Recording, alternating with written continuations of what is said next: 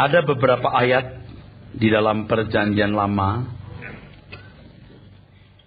yang berbicara mengenai kenyataan bahwa Allah Israel, Allah Abraham, Ishak dan Yakub tidak sama dengan Allah-Allah lain.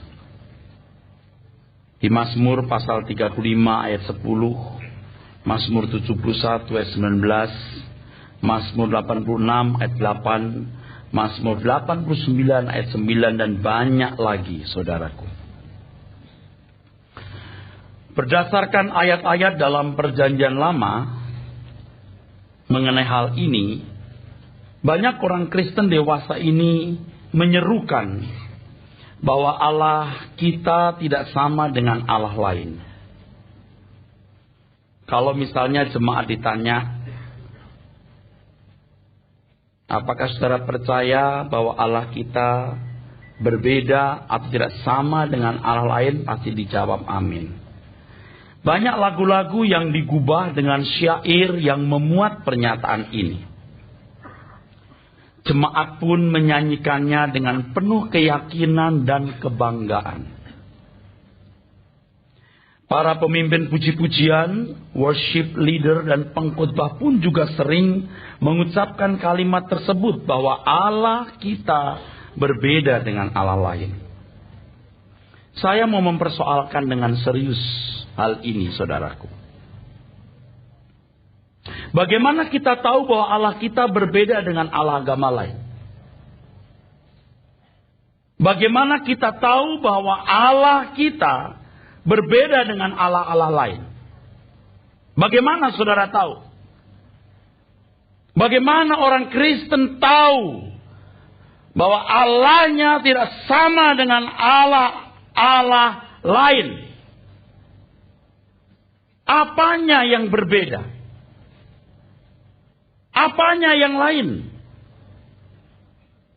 Kita tidak bisa mengatakan mengenai perbedaan tersebut kalau kita tidak mengenal secara mendalam Allah kita dan menemukan perbedaannya dengan Allah agama lain. Dalam hal ini mau tidak mau kita juga harus mengetahui model Allah lain. Nah, kalau kita tidak tahu, bagaimana kita bisa berkata tidak sama dengan Allah lain? Apakah saudara sungguh-sungguh mengenal secara mendalam Allah saudara dan belajar mengenai Allah agama lain itu? Bagaimana bisa berkata Allahku berbeda dengan Allah agama lain? Allah mana seperti Allahku? Tiada yang seperti Engkau. Kok tahu? Sungguh suatu kebodohan kalau seseorang berkata bahwa suatu barang yang ada padanya adalah sesuatu yang istimewa, kalau dia tidak memahami keistimewaannya dengan benar. Terlebih lagi kalau ia berkata bahwa apa yang dimiliki itu berbeda dengan barang lain yang sejenis, tanpa mempelajari apa yang sejenis itu dari yang bukan miliknya.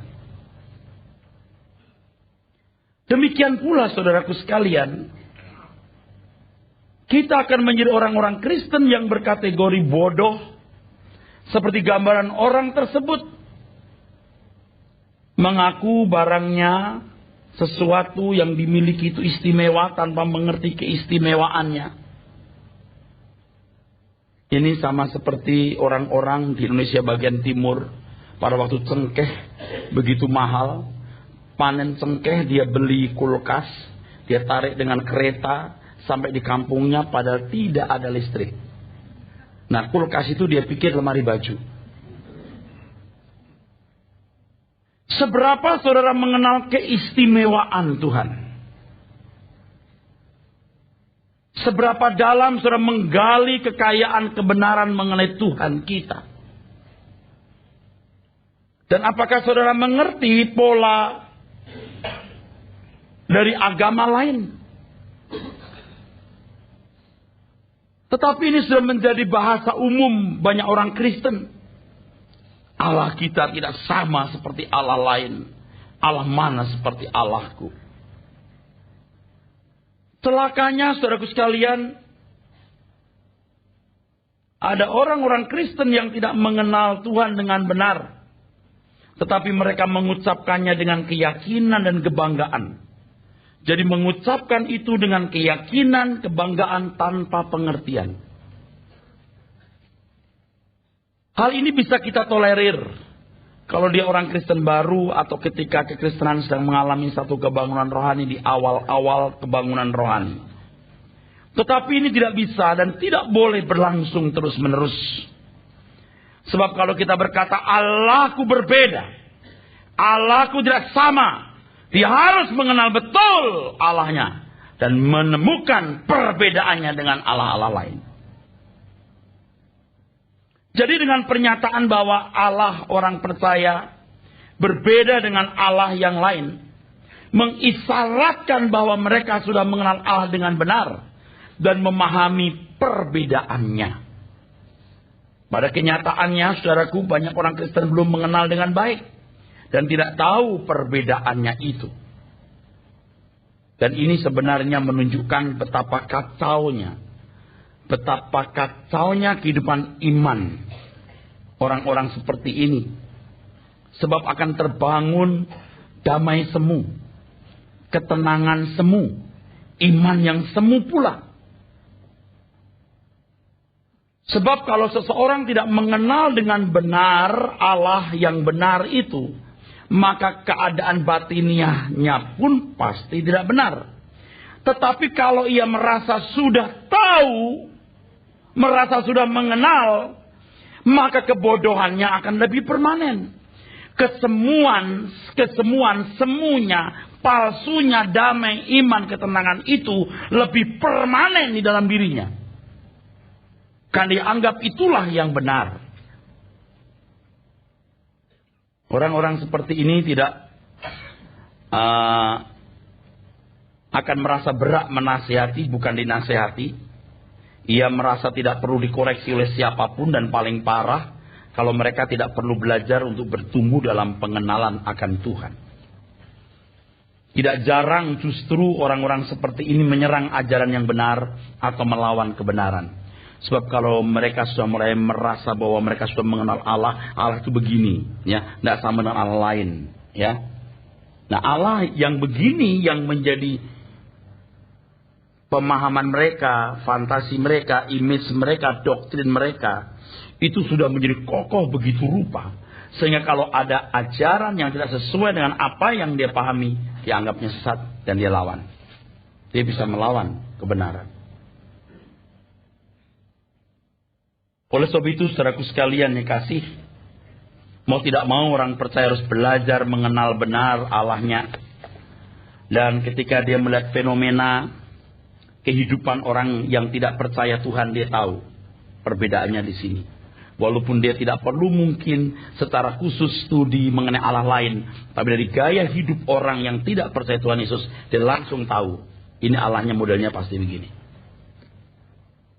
Nah, banyak orang Kristen yang kelihatannya berbeda dengan orang yang beragama lain. Kelihatannya berbeda, tapi sebenarnya sama. Cuma namanya yang beda saja.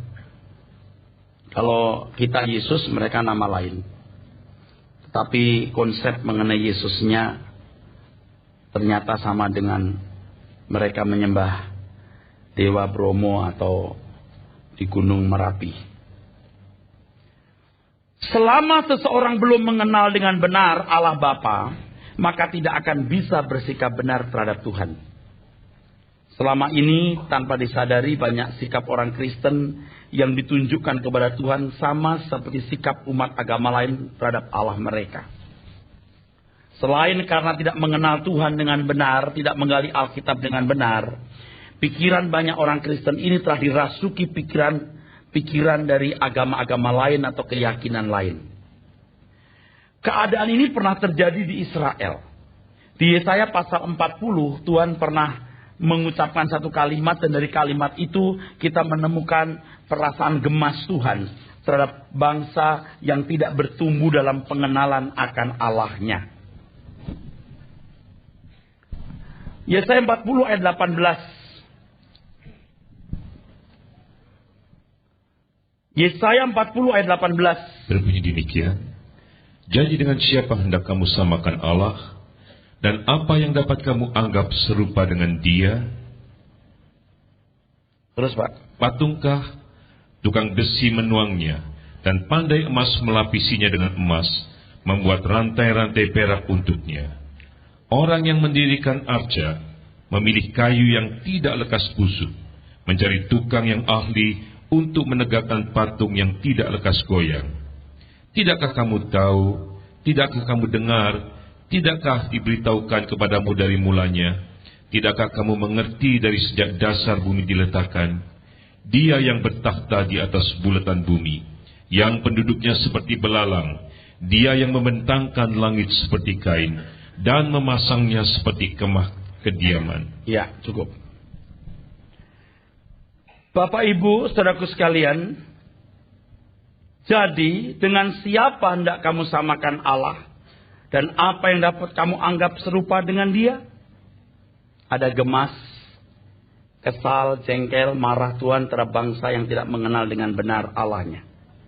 Kalau kita meneliti, memperhatikan fenomena yang terjadi dalam kehidupan orang Kristen hari ini, banyak orang-orang Kristen yang memperlakukan Tuhan sama seperti orang kafir memperlakukan dukun atau kuasa di luar Tuhan. Mereka menghampiri yang dipercayai dengan melandasi motif memanfaatkan. Inilah yang sering saya sebut sebagai azas manfaat. Seharusnya kalau seseorang datang kepada Tuhan, yang dipersoalkan adalah bagaimana menjadi hamba yang melayani Tuhan, yang dimanfaatkan Tuhan. Tapi coba kita lihat hari ini.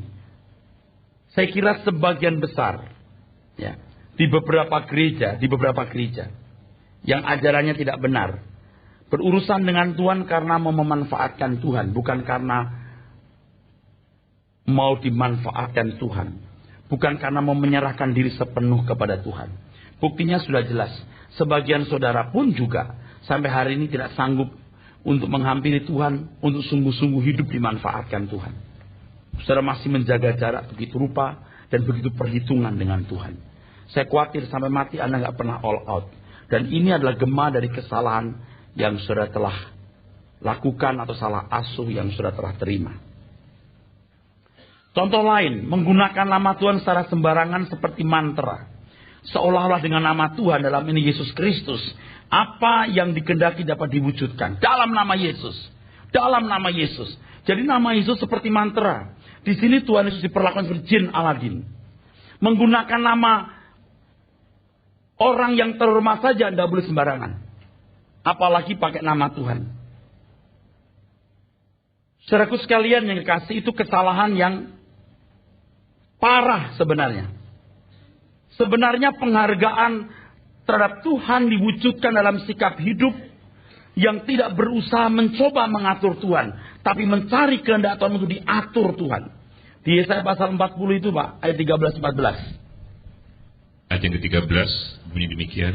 Siapa yang dapat mengatur roh Tuhan atau memberi petunjuk kepadanya sebagai penasehat? Kepada siapa Tuhan meminta nasihat untuk mendapat pengertian? Dan siapa yang mengajar Tuhan untuk menjalankan keadilan? Jangan mengatur Tuhan. Nah, sekarang saudaraku sekalian yang kekasih, ada kesalahan lain yang tipis. Tipis pun berbahaya, karena tidak akan buat orang Kristen mencapai target iman umat pilihan perjanjian baru. Karena tidak mengenal Allah dengan benar dari kacamata Injil, perhatikan. Tidak mengenal Allah dengan benar dari kacamata Injil, maka banyak orang Kristen hari ini yang memperlakukan Tuhan seperti bangsa Israel memperlakukan Yahweh. Harus dimengerti bahwa umat perjanjian baru adalah anak-anak bagi Allah semesta alam. Sebagai anak, bahkan juga dikatakan sebagai mempelai yang memiliki hubungan yang eksklusif, yang intim. Sikap kita terhadap Allah, Yahweh, tidak sama dengan bangsa Israel. Makanya kalau pungut ayat-ayat perjanjian lama, itu hati-hati, lihat konteksnya. Jangan menyamakan diri kita dengan bangsa Israel. Beda. Misalnya kalau bangsa Israel masih berharap pertolongan Tuhan, kita tidak perlu berharap. Karena Bapakmu tahu kamu membutuhkan. Matius 6:32. Amin. Orang yang berharap berarti masih spekulasi. Masih untung-untungan. Tetapi kita harus yakin bahwa Tuhan pasti memelihara. Adapun bagian yang menjadi pergumulan kita adalah bagaimana kita mengerti Injil dan hidup sebagai anak-anak Allah yang mengerti isi hati Tuhan. Karena kita dimampukan untuk itu. Selain itu kita mendengar Injil, kita juga menerima Roh Kudus. Sudah sangat jelas. Kalau kita berkata Allah yang kita sembah berbeda dengan Allah-Allah lain. Jelas. Sangat jelas bahwa Allah yang disembah oleh Abraham, Ishak dan Yakub tidak sama dengan Allah lain. Jelas. Dalam Alkitab Perjanjian Lama, kita dapat menemukan berbagai perbuatan perkasa yang dilakukan oleh Allah bagi umatnya. Dan tidak ada Allah manapun yang mengerjakan hal-hal yang dahsyat seperti itu. Dan Tuhan mesti buat itu. Supaya orang Israel yang bodoh, yang tidak beradab, khususnya yang ada di Mesir selama 430 tahun sebagai budak, tercelik bahwa Allah nenek moyangnya itu Allah yang berbeda dengan anak Allah, berbeda dengan Allah-Allah lain. Perbedaan itu dapat dilihat dari manifestasi kedahsyatan kuasa Allah yang nyata di depan bangsa Israel, bahkan di depan suku-suku di Kanaan pada zamannya. Apakah perbedaan itu juga yang membuat kita mengatakan Allah kita berbeda dengan Allah lain? Ikut-ikutan seperti orang Israel? Kalau orang Yahudi, orang Israel berkata, Allah kita tidak sama dengan Allah agama lain. Tidak sama dengan Allah lain. Apakah kita juga mengucapkan kalimat yang sama karena dasar itu? Jika ya, Anda tidak mengenal kebenaran Allah yang sejati. Anda kelas bangsa Israel, kelas bangsa Yahudi, bukan kelas umat pilihan Allah. Kalau kita menganggap bahwa landasan yang digunakan umat perjanjian lama sama dengan kita, maka berarti suatu kesalahan yang fatal. Fatal. Sebab umat perjanjian baru memiliki standar kebenaran yang jauh lebih tinggi dari umat perjanjian lama. Sungguh berbeda sekali. Umat perjanjian lama memiliki fokus perhatian kepada pemenuhan kebutuhan jasmani. Sedangkan orang percaya tidak. Umat perjanjian lama pasti mengalami kedahsyatan kuasa Allah secara fisik untuk melindungi umat Israel dan membuktikan bahwa Allah Yahweh adalah Allah yang benar. Tapi justru umat perjanjian baru tidak diperlakukan sama seperti itu. Tidak diperlakukan seperti itu. Kalau kita perhatikan orang tua ya, cara orang tua memperlakukan anaknya umur 5 tahun dengan anaknya umur 40 tahun atau 30 tahun beda. Oke, kalau jauh. Cara mama papa memperlakukan anak umur 3 tahun dengan anak umur 15 tahun itu beda. Umat Israel itu umurnya 5 tahun. Walaupun anak umur 15 tahun bisa mempelajari karakter orang tuanya dari cara orang tuanya memperlakukan anak umur 3 tahun, tapi jangan mengharapkan papa mamanya memperlakukan dirinya yang usia 15 tahun itu sama seperti mama papanya memperlakukan adiknya yang umur 3 tahun. Nangkep saudaraku? Hal ini hampir tidak pernah diungkapkan orang. Dan kita bersyukur hari ini terungkap. Supaya kita tidak melakukan kesalahan yang berkepanjangan. Umat perjanjian baru tidak perlu membuktikan keperkasaan Allah secara fisik. Tidak perlu. Tidak perlu. Umat perjanjian baru tidak perlu membuktikan keperkasaan Allah secara fisik. Kalau umat perjanjian lama, khususnya pada zaman Yesus masih merindukan kebebasan politik dari penjajahan Roma, mereka tidak akan pernah bisa menerima Yesus sebagai juru selamat. Sebab kemerdekaan yang Tuhan Yesus mau berikan kepada umat pilihannya adalah kemerdekaan dari dosa. Tetapi umat penyelama yang hidup pada zaman Yesus, ingat, masih mau kemerdekaan politik. Tidak nyambung. Jadi jangan heran kalau mereka masih ngotot minta tanda ini, minta tanda itu. Sampai akhirnya Tuhan Yesus berkata, stop, sampai sekarang tidak diberi tanda lagi. Kamu saya beri tanda juga tidak bertobat. So, tanda itu kuberikan bukan supaya kamu bisa membuktikan aku berasal dari Allah dan kau bisa memanfaatkan aku. Aku beri tanda ini supaya kamu bisa mendengar kebenaran yang kusampaikan dan kamu bisa dimerdekakan dari dosa. Sebab barang siapa tetap dalam firman-Ku, dia benar-benar adalah, dia akan mengenal kebenaran, akan memerdekakan kamu. Kalimat ini mungkin tidak disukai oleh banyak orang-orang Kristen hari ini. Bahwa umat perjanjian baru tidak perlu membuktikan keperkasaan Allah secara fisik. Tuhan memanggil kita untuk menjadi saksi bukan karena kita bisa mendemonstrasikan kuasa Allah secara fisik. Tetapi supaya mereka melihat perbuatanmu dan memuliakan Bapa di surga. Perbuatanmu. Dari mana? Kamu terang dunia. Betul? Amin? Kamu terang dunia. Sebelumnya dikatakan apa? Berbagai orang miskin di hadapan Tuhan. Betul? Berbagai orang lemah lembut, rendah hati, suci hati. Betul? Baru kamu terang dunia. Bukan kamu bisa bernubuat, kamu bisa mengadakan banyak mujizat, kamu membelah sungai Ciliwung bahkan Laut Jawa. Supaya orang tahu bahwa Allahmu dahsyat. Salah ya. Salah ya. Itu keliru. Untuk hari gini sudah zamannya kita tidak lagi terjebak dengan kebodohan itu. Kalau masih ada orang Kristen begitu ya sudah. Umur 3 tahun. Masih mau yang dimanja-manja gitu, saudaraku. Di tengah ibadah, saudaraku sekalian, kita bukan mau memaksakan Tuhan menyatakan kemuliaan secara fisik.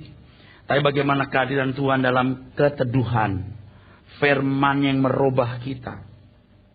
Sebab keselamatan dalam Yesus Kristus ada usaha Tuhan mengembalikan kita kepada rancangannya. Untuk ini Allah turut bekerja dalam segala perkara mendatangkan kebaikan bagi orang yang mengasihi Dia. Dalam hal ini keperkasaan Allah secara fisik tidak lagi menjadi tekanan atau perhatian umat perjanjian baru. Kalau saudara ketemu mertua yang jahat yang menindas saudara, Anda tidak bisa berkata begini, entar dikutuk Tuhan. Lihat aja, buktikan ya, dikutuk Tuhan dia nanti. Karena kita anak Allah. Entar lihat aja. Orang-orang begitu kanak-kanak 3 tahun. Orang Kristen yang dewasa tahu Tuhan akan membiarkan keadaan itu. Bahkan seolah Tuhan tidak membela saudara. Tapi di situ Tuhan bekerja dalam segala sesuatu untuk mendatangkan kebaikan. Supaya kita sempurna seperti Kristus. Justru sering Tuhan membawa orang percaya kepada keadaan-keadaan di mana Allah seolah-olah tidak berdaya. Ini Allah perjanjian baru yang sama dengan Allah perjanjian lama. Sama. Cuman tindakannya, sikapnya beda. Kenapa? Karena umat perjanjian baru itu umat yang disetting sempurna. Harus diperlakukan seperti anak umur 20 tahun. Bukan anak umur 3 tahun. Bayangkan betapa mengerikan keadaan orang-orang percaya pada abad-abad pertama ketika kekristenan baru tumbuh. Mereka dianiaya begitu hebat, mereka kehilangan kesenangan hidup sama sekali seperti manusia lain. Mereka kehilangan hak kewargaan negara, diperlakukan tidak adil dalam kurun waktu yang panjang dari tahun 30 sampai tahun 380 Masehi. Jadi pada masa kepicikan selama hampir 350 tahun, hampir selama 350 tahun, Tuhan seperti tidak berdaya. Tuhan seperti membiarkan orang-orang percaya hidup dalam tekanan yang hebat tanpa pertolongan Tuhan secara fisik. Tetapi semua diizinkan agar orang percaya meletakkan dasar yang kuat untuk gereja di sepanjang abad nantinya. Hal ini sangat bertolak belakang dengan keadaan bangsa Israel yang mengalami pemeliharaan Tuhan secara fisik. Kecuali umat itu memberontak, baru Tuhan pukul. Kalau tidak, dibuat jaya secara fisik. Mau ikut-ikutan begitu? Kembali anak umur 3 tahun. Saya sering dengar orang berkata, mari kita kembali kepada gereja mula-mula, gereja rasuli. Apanya? Apanya kembali gereja rasuli? Mujizatnya? Kalau tidak ada mujizat, tidak ada orang bertobat waktu itu. Sebab mereka taunya anak tukang kayu ngaku anak Allah mati disalib, ngaku-ngaku dibangkitkan. Siapa yang mau percaya? Murid-murid harus tampil bahwa kamu menyalibkan dia yang adalah Tuhan. Orang lumpuh harus jalan. Bayangan Petrus membuat orang bisa bangkit. Nah, kalau sekarang saudara mengenal Yesus sebagai Tuhan dan Juru Selamat, apakah masih membutuhkan itu? Bukan tidak percaya kuasa Tuhan. Yang Anda butuhkan adalah kebenaran firman yang buat Anda bertumbuh. Dan Tuhan berkata, aku bisa menikmati kamu.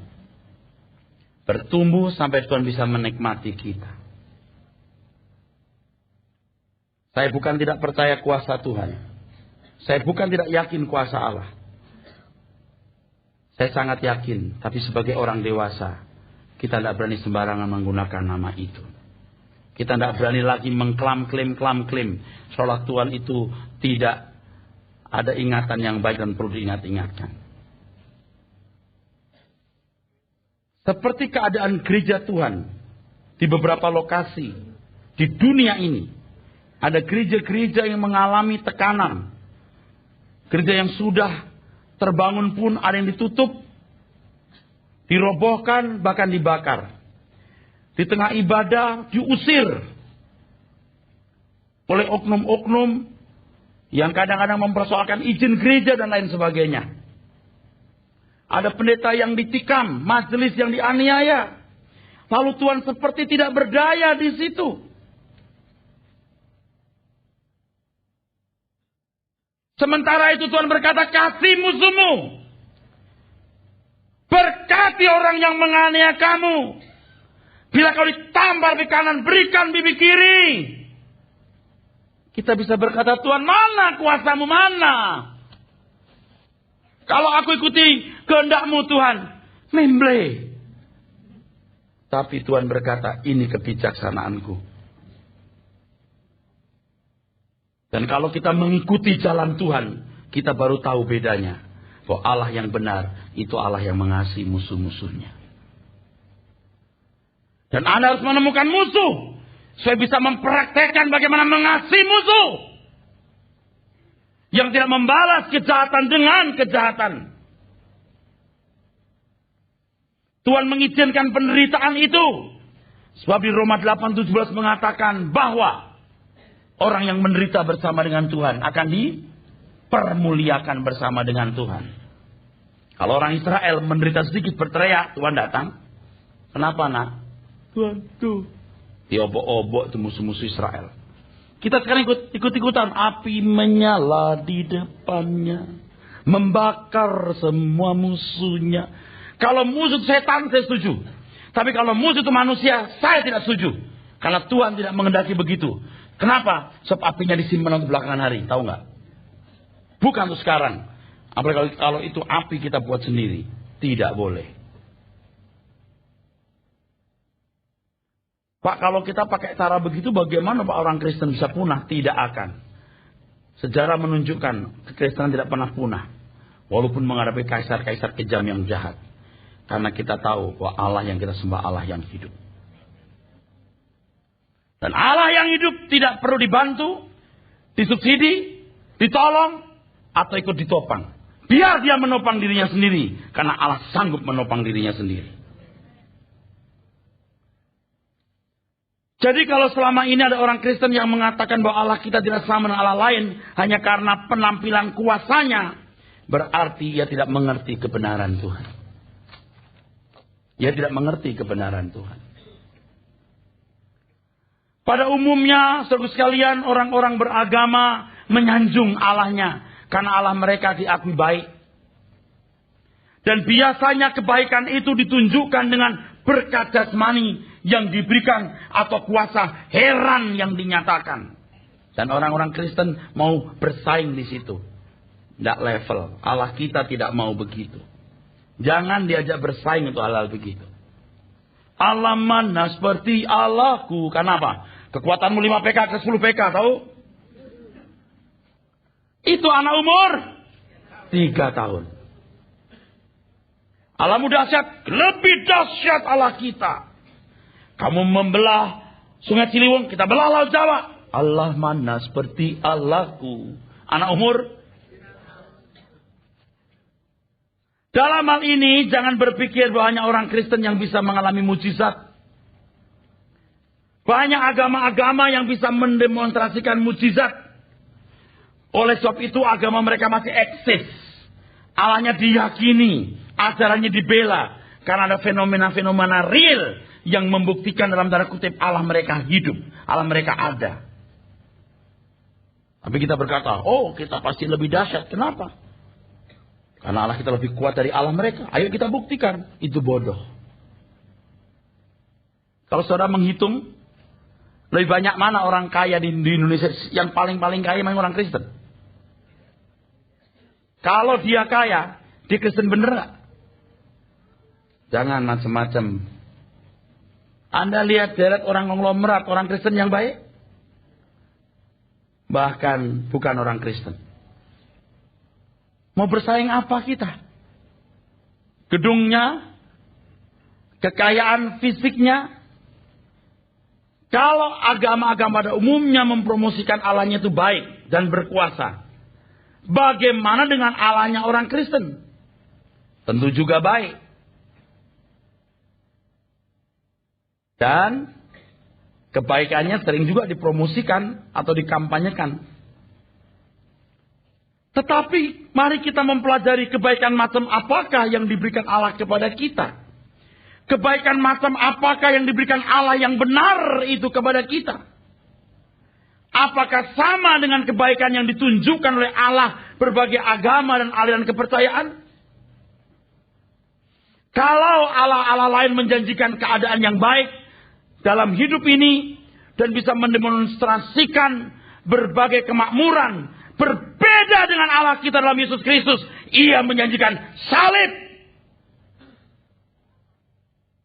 Ikut aku menderita. Ini tidak membuat Anda jadi miskin lalu susah hati. Menderita ini bukan berarti lalu Anda jadi miskin atau susah hati. Kita tidak akan punya susah hati karena damai sejahtera yang melampaui akal ada dalam diri kita. Katakan amin. Kalau Allah kita digambarkan seperti Allah yang diyakini berbagai agama dan aliran kepercayaan, yaitu yang memberikan berkat jasmani dan pemeliharaan fisik yang luar biasa, maka kita tidak mengenal Allah yang benar.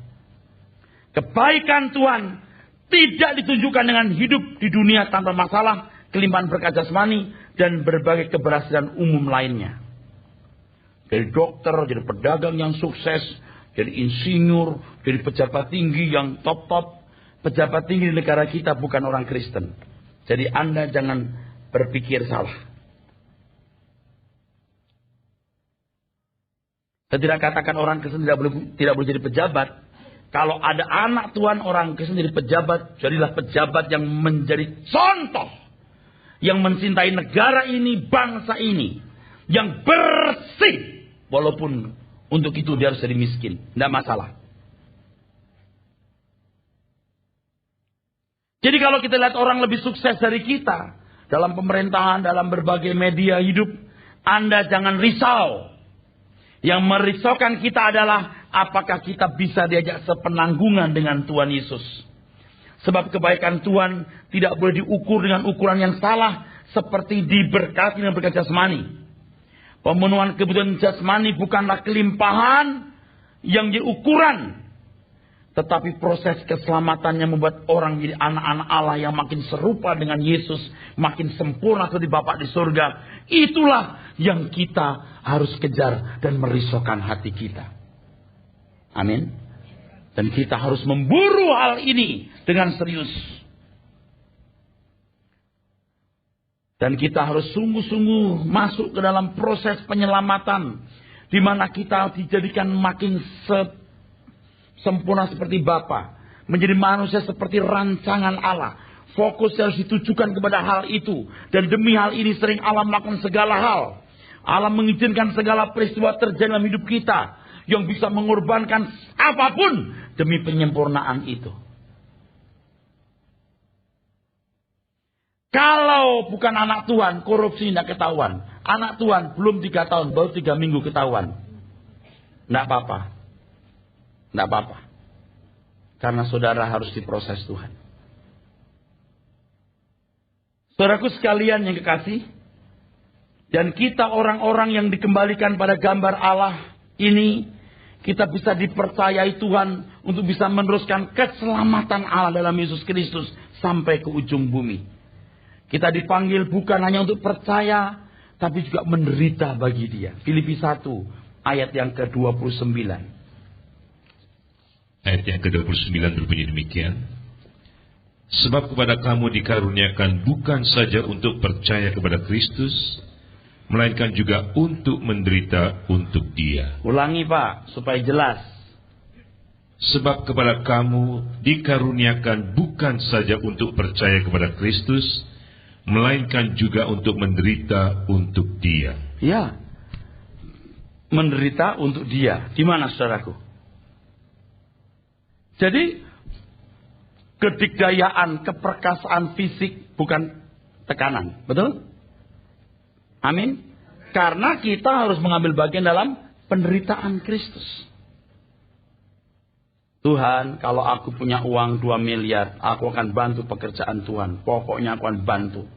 Kalau aku punya uang 20 miliar, apalagi Tuhan. Tuhan paling gak suka yang begitu. Uangmu hanya 20.000, tapi 20.000 kau ambil bagian dalam pelayanan. Itu lebih manis. Itu lebih manis, saudaraku sekalian. Di situ saudara diajar Tuhan untuk bagaimana menjadi anggur yang tercurah, roti yang terpecah. Jadi tunggu aja ya Tuhan. Nanti kalau aku kaya, aku pasti akan memberkati pekerjaanmu. Sekarang ini tidak usah lah. Kan yang penting hati kan Tuhan. Oh iya. Kalau Anda jatuh cinta kepada orang, apa cukup di hati? Pap, kamu cinta aku Pap? Cinta. Beliin dong bunga itu. Oh tidak perlu, yang penting hati ya. Sian ya. Yang penting hati. Tuhan justru membawa saudara kepada keadaan sulit. Ya, ketemu perlakuan tidak adil orang di sekitar saudara. Saudara harus membuktikan cinta saudara dengan perbuatan yang konkret. Jadi ketika kita bertemu dengan Tuhan Yesus dan mengenali Injilnya, barulah kita bisa mengatakan bahwa Tuhan itu luar biasa. Kehadiran Tuhan dalam hidup ini dan kebenaran Tuhan yang memperbarui pikiran, membangkitkan suatu kesaksian dalam diri kita bahwa Allah kita adalah Allah yang luar biasa dan satu-satunya Allah yang benar. Tidak ada duanya. Kedahsyatannya bukan hanya terletak pada kekuasaannya. Justru Tuhan tidak menggunakan itu. Atau sedikit menggunakan hal itu. Jarang menggunakan itu. Tapi hikmatnya yang menuntun kita kepada kebenaran dan kekaguman terhadap hikmat Tuhan. Dan berkata, ini yang benar. Dan ketika kita melihat ajaran-ajaran lain, kita menemukan kebohongan dan kebodohannya.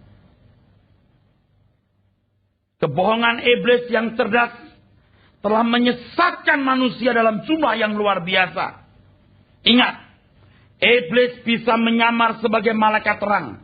2 Korintus 11 ayat 14. Iblis bisa menyamar sebagai malaikat terang. Harus diperhatikan bahwa imitasi selalu berusaha menampilkan diri sebagai mirip aslinya. Jadi kalau orang tidak belajar dengan teliti kebenaran Alkitab, ia tidak bisa membedakan pengajaran imitasi yang menyesatkan dan ajaran murni dari Tuhan Yesus Kristus, saudaraku. Kalau kita berkata Allah mana seperti Allahku, tidak salah kalimat itu. Tapi dasarnya bukan seperti bangsa Israel, punya landasan sama dasar. Amin. Allah mana seperti Allahku, Allahku beda dengan Allah lain, benar. Tapi dasarnya bukan seperti bangsa Israel punya pengalaman dengan Allahnya. Yaitu ketika Tuhan menyatakan mujizat dan kuasanya dahsyat. Tapi ketika kita mengenal hikmatnya, kebenaran-kebenarannya, kita berkata, ini Allah yang benar. Dan kita bisa menemukan kebohongan-kebohongan dan penipuan-penipuan dalam berbagai ajaran. Baru kita tahu, ini bohong. Yang benar Allah ini. Hari ini banyak orang disesatkan oleh berbagai keyakinan yang mengajarkan Allah yang baik, Allah yang esa, Allah yang penuh kasih, tetapi menolak Tuhan Yesus sebagai jalan keselamatan. Nah, bagaimana kita harus membuktikan bahwa apa yang diajarkan Tuhan Yesus kepada kita adalah ajaran yang benar?